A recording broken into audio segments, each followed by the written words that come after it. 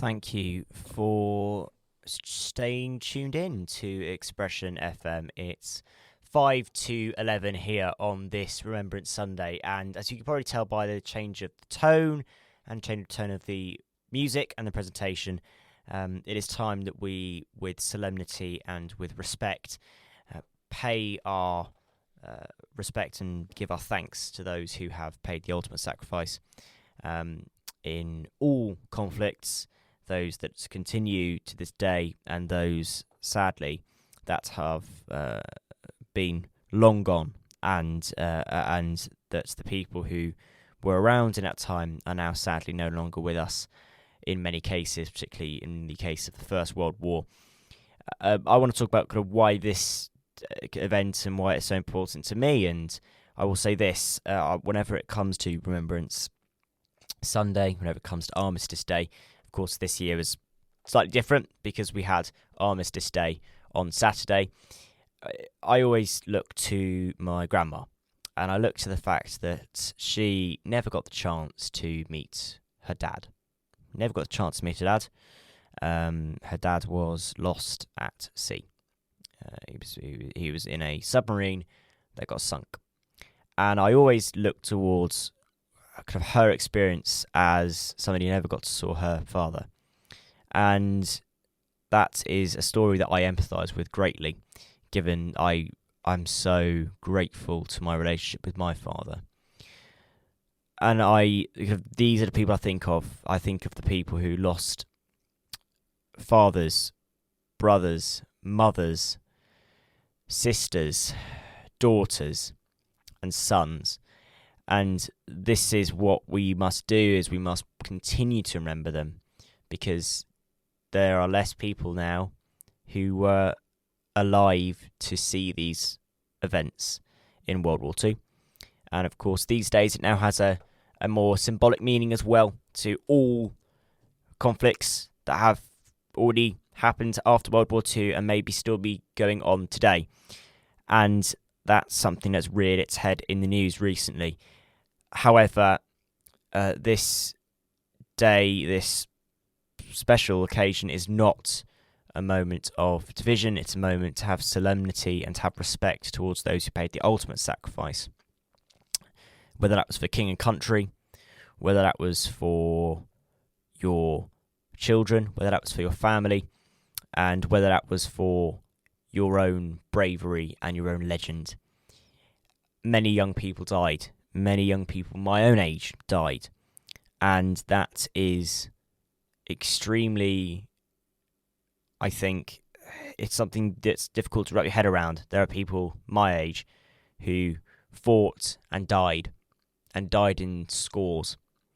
And that is why I feel so grateful and respectful to those who had the bravery to fight, because if there was a war, I would fight, and they did.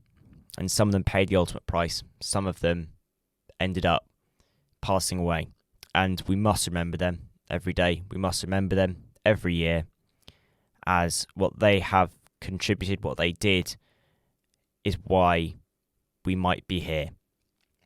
And this also does reflect the great sort of social power of Remembrance Day too, and how important it is that we respect the sacrifices that were made, not only in terms of how we remember, but also in terms of how we view those who have suffered mentally and physically, and we look at people with humanity.